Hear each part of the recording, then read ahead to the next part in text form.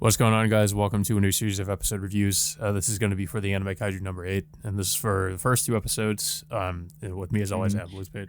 One thing before we start. So the thing about this show, it's not only being streamed on Crunchyroll, but it's also being streamed on X, formerly known as Twitter, or people still call it Twitter these days. It's just even before this, like I don't know, I still find it questionable of why you know an anime could be streamed on a social media app in particular because I don't know, not many people would really even want to watch a full an anime episode like on a social media app because mostly just people just browse through Twitter or X, whatever the fuck they call it, um, on a mobile device. Yeah, it's not really meant to be like a streaming service, or well, at least like a streaming service like Crunchyroll or like a video streaming service in general. It's more just a social media app. So yeah, I mean it's kind of weird for them to do this. I guess they're really just kind of testing it out to see how it works on X or Twitter. But it is just really weird. I don't really think most people are gonna use X to watch anime. Uh, I can't really see this working out long term, to be No, honest. and I Uh, couldn't figure out yeah, whether or not if I could really stream the episode on X, but if I were to guess, it's probably because yeah, you would need to sign up for like a paid subscription service, which ever since Elon Musk bought the site, he I don't know why he just puts in like a paid subscription service just to use a social media platform. It doesn't work. yeah. Like I know that I guess certain accounts have it to where you can actually subscribe to them. I don't know. I guess like if you wanted to watch this, maybe the way it works is you have to like pay or have like a paid subscription to their account maybe to watch it. Um, but I'm not really sure. Uh, but yeah, I mean, of course, I watched it on Crunchyroll. Crunchyroll is very like, I mean, I, to be fair, like Crunchyroll isn't really much better when it comes to like streaming anime in general. I mean, at least on there, which is I've mentioned before in reviews, like this is mainly how I watch stuff is through the Fire TV app, and it's pretty. It's I mean to say it's pretty terrible. The Crunchyroll app is pretty terrible on Fire TV is honestly an understatement. I can't really think of a time when I try to watch an episode on the Fire TV app on Crunchyroll where it isn't messing up somehow. And I have pretty decent internet, so it's definitely the fault of the Crunchyroll app on Fire TV. Somehow, though, when I watched the episodes today, I somehow didn't have any issues. It's just kind of a gamble, it seems, whether or not you're going to actually have issues when you watch anything on the Fire TV app on Crunchyroll. Yeah. Um, yeah, so but yeah, I will say though I was pretty surprised that like when I tried to watch the show, it's defaulted to the dub. So I'm kind of surprised that they're already like have the dub out for the first two episodes. I guess they're doing a simul dub for this, which I know they still do that for some shows. I think I guess it just depends because I know there are some shows that that they're pretty behind when they come out with the dub.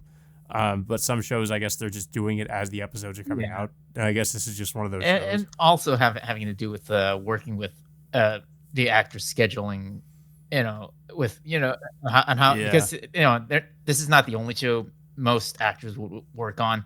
Sometimes most dub actors will work on maybe at least 2 3 different shows at the same season, of course. um Yeah, this is something they tried to do like a while ago, the simuldub thing, and I know like they stopped doing it for a bit because they couldn't really keep up with the episode release schedule or yeah, something. But my I guess they went back to yeah, doing My it. Hero Academia is one example that which they tried to do it, but of course, they had trouble of doing so, and then they had to go back to their usual 2 week delay dub schedule. But for right now, it looks like they Yeah. are releasing both the dub and the Japanese language on the same day. Yeah, I mean, I will say I think it's for the best that they delay it. That way the actors aren't being overworked or anything, but I mean, I guess if they can keep up with that, that's fine. It's just weird to me that they already have the dub for the episode Yeah. out.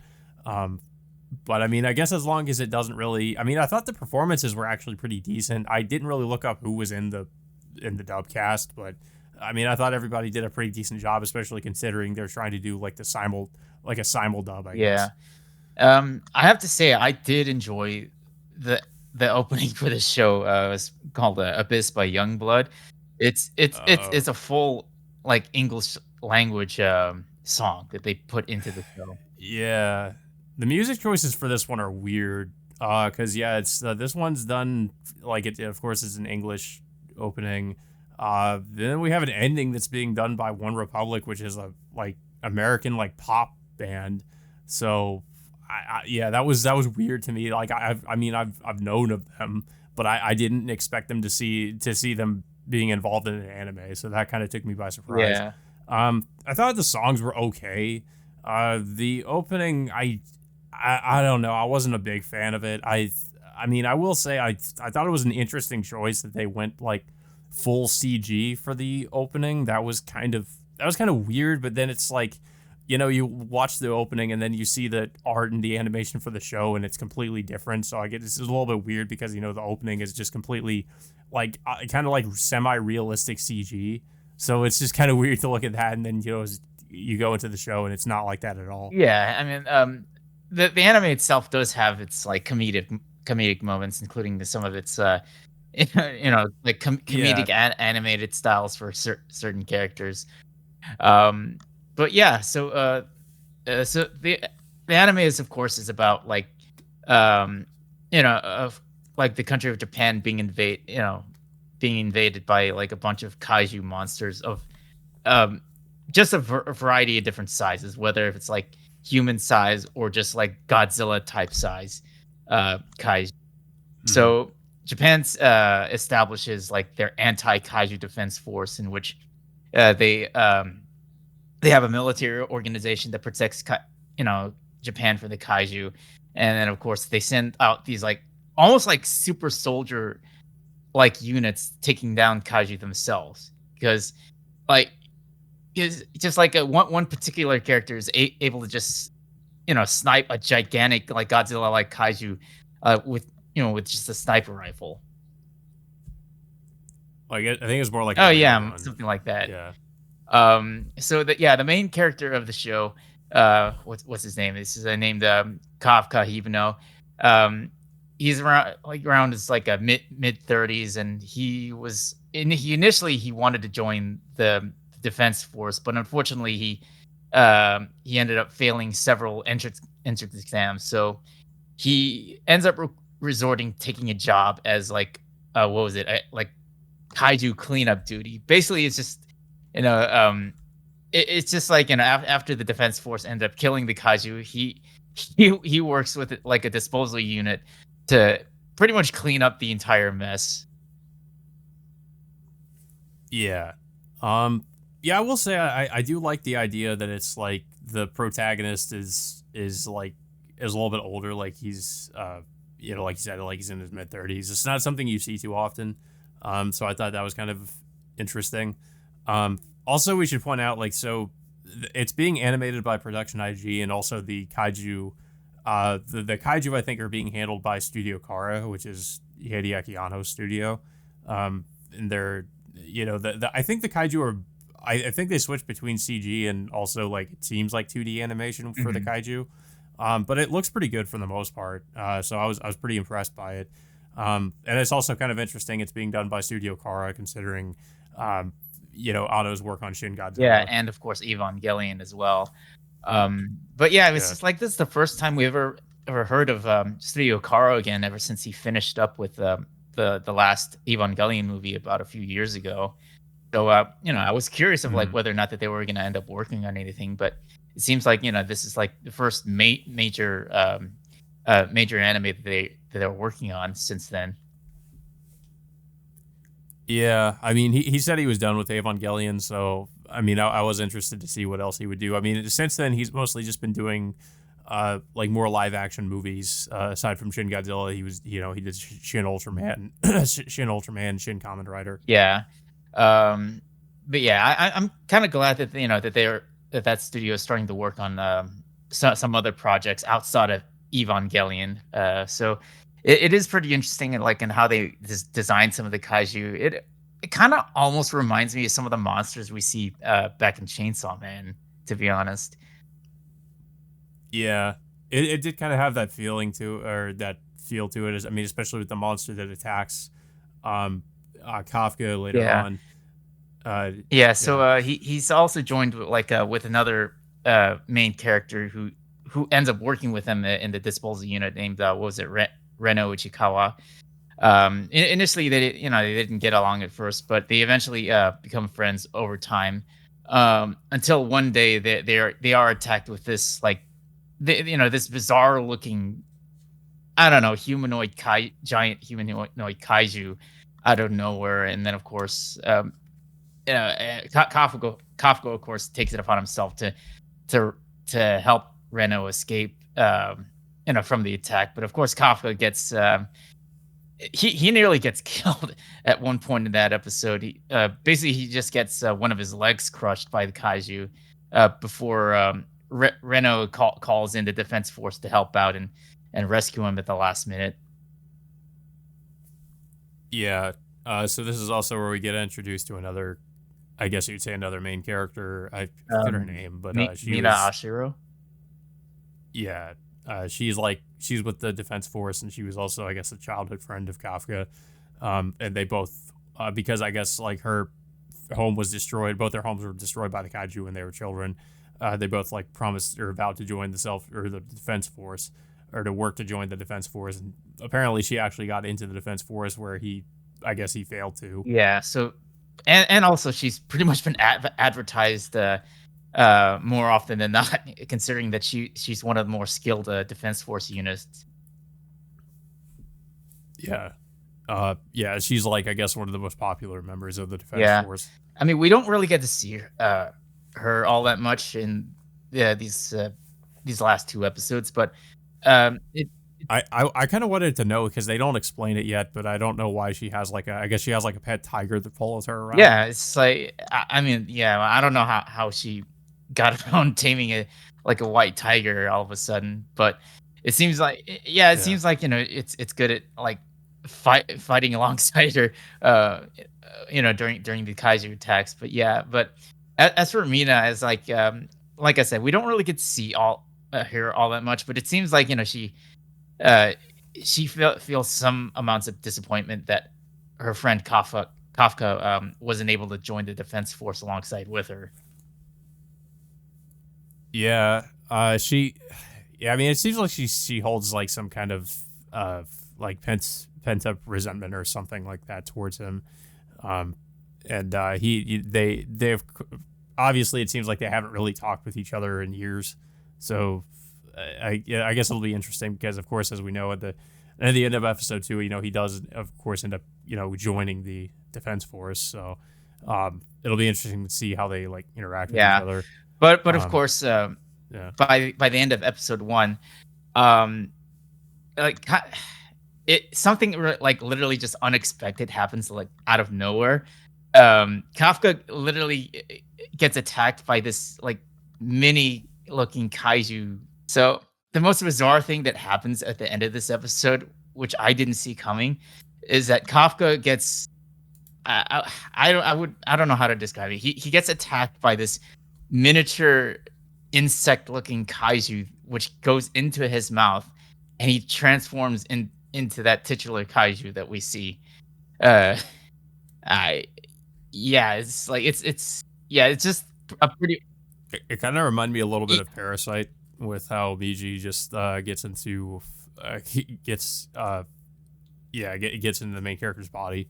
It kind of happens the yeah. same way, where like but we don't know what this thing even was. Like it's just some like yeah like you said it was just some like miniature flying kaiju that for some reason got into his mouth and fuses with his body and turns him into this thing. Yeah, and which of course catches his friend Reno off guard, and of course which causes one of the hospital patients to call in the defense force because of Kafka's kaiju form. So this of course causes Kaiju and Reno to escape the hospital, but of course at the same time Kafka um, has no control initial control over his abilities. Yeah, there's definitely a lot of comedy in the series, which I actually think is pretty funny the way most of it's done. It's not really a lot of like stuff. It's not really like a lot of cliche comedy you'd usually see in anime. So it's a lot of the jokes are kind of are a little bit it's more just like ridiculous stuff happening. Like his transformations just being out of control and um I don't know. I thought it was actually a lot of the jokes I thought were actually pretty funny in the show. But yeah, he has no control over what he can do. And they eventually like come across. Well, they show this little girl and her mother that have been like caught up in I think a different like a different kaiju attack, because I think we see that other kaiju that was showed up earlier in the episode Yeah, show up it's again. it's more or less like the Uh, same type of kaiju that ended up attacking Kafka back in episode 1. Um, but of course, Kafka with his new kaiju abilities was able to take it down in 2 hits. And like I mentioned yeah, before, like yeah, like his superhuman strength is just beyond such a ridiculous level that it just that his second punch just literally just blows it to pieces and causes the blood to rain down. yeah, and of course, at first the girl's scared of him, but she eventually learns that he's like a good kaiju. And when the defense force shows up later, she mentions that um, I keep forgetting her name, That Rina was that or Mina she Mina, yeah. So she mentions that to her, and I guess that'll probably be something that she looks into later in the series, or I guess when she figures out that who, if she does even figure out that yeah. it's Kafka. Um, but yeah, so uh, they eventually like they he gets I guess he gets notified that It was they do go back well, to the yeah, they go hospital, back to but the hospital, yeah, and then the episode time skips 3 months later, which, of course, the news yeah. broadcasts that, Kafka's, Kaiju form is dubbed Kaiju number 8, hence the title, Mhm. which I'm surprised that, he's been able to hide it for this long, for that amount of time, but like you mentioned before, he does eventually, complete the entrance exam to join the defense force later. And but of course, at the same time, Kafka at the same is still dealing with his I don't know if he's really had enough time to really control his transformations. Seems like he does, but at the same time he doesn't. Yeah. I think though they also like I think they do another time skip after that, right? I Where they go join the I defense force. yeah, I'm a little The on the Crunchyroll stream it didn't translate like it said like 10 something, but it didn't actually translate the I think text. it said a few. Because it skips to Yeah, I them think it going to said it like a few days later, soon after that. Oh, okay. So yeah, as soon as they arrived at one of the defense force offices, they come across another girl who's also a member of the defense force, named Kikoru, and apparently like she has this like this almost like super soldier like suit which enhances her strength enough for her to to lift a car out of her, well, supposedly her preferred parking space, and she just like just like Yeah. tosses it off to the side. But what she also notices that I think she has like some unique sense of smell, believing that Kafka smells like a kaiju. But of course, I'm guessing like Kafka will cover that up, saying that he works with the kaiju disposal unit, which would explain the smell. But of Yeah. course, I'm guessing like eventually maybe some of the members that Kafka will end up working with will end up catching on sooner or later. Yeah, probably. Yeah, this character just kind of comes off as like a snobby, like rich girl. And she's upset that of course they took her parking space. So she just forcibly, she just moves the car with by using Yeah, her suit. Um, but yeah, that's kind of where the episode ends. Like they're about to join the defense force. Um, I will say, yeah, I think it's really good so far. I didn't really have any expectations because I didn't really know much about it before I started watching it. But I mean, so far it's pretty good. It doesn't, it's not the most original thing ever, but I think it's not really it's not really trying to be. I mean, it's pretty good for what it is. Um, I haven't read the manga, so I don't really know how. I mean, I know the manga has been pretty popular, which is of course is why he got an anime in the first place. Um, but yeah, I mean, from what I've seen so far, it's pretty good. I know the manga is also still ongoing, so I mean, who knows how long the anime Yeah. adaptation is going to be. But from what I can see, it's pretty decent so far in terms of just the art animation. The music's pretty decent too. I mean, I have some mixed feelings about the opening and the ending themes, but aside from that, it's pretty decent. So, and I mean, I also like the character, main character Kafka. He's just he's just an entertaining character. Just with all a lot of the jokes or his comedic shenanigans. It's a lot of it's actually pretty funny. And I like the other the side character too. The guy who's I forget his name. The guy's with him. Reno. Renault, yeah. I feel like they play off each other pretty well. Like a lot of they have some just pretty good just chemistry in terms of them just kind of being like friends and just having a lot of these just a lot of comedic shenanigans with them. Uh, I like that. So I mean, I like those two characters. I don't really have much of an opinion about the other side characters yet. Um, but yeah, I mean, so far I'm enjoying it. But yeah, I don't really. Aside from Yeah. that, I don't really have too much else to say about the Yeah. first two episodes. As for Kaiju number 8, like I do feel like this is another one of Crunchyroll's like I would say more heavily marketed anime series, considering like Solo Leveling last season was Crunchyroll's more heavily marketed series for that season. So I'm guessing that Kaiju number Yeah, 8 will likely be under that same category for this season as well. yeah, probably. It does seem like one of those like aside from Solo Leveling being pretty hyped up. This seems like it was pretty hyped up too, and I mean, I will say for good reason. Solo Leveling was pretty enjoyable for what it is, and this seems like another series it'll probably be pretty good. Um, but like I said, I'm curious as to how they're. I don't know if we know like the episode count or anything like I that yet. I think they If it's said gonna, it's going to be at least 12, 13 episodes this season. yeah. So I guess maybe like Solo Leveling, we'll have to wait and see if it gets a continuation or anything. Because I mean, I think the manga's been going for a while Yeah. too. So, Yeah, um, I think this yeah, the manga started back in 2020, so it's and of course, like you said, it's still ongoing. But as for the anime itself, it's likely it's going to be at least one core. yeah. But yeah, guys. So that all being said, until next time, we will see you all later.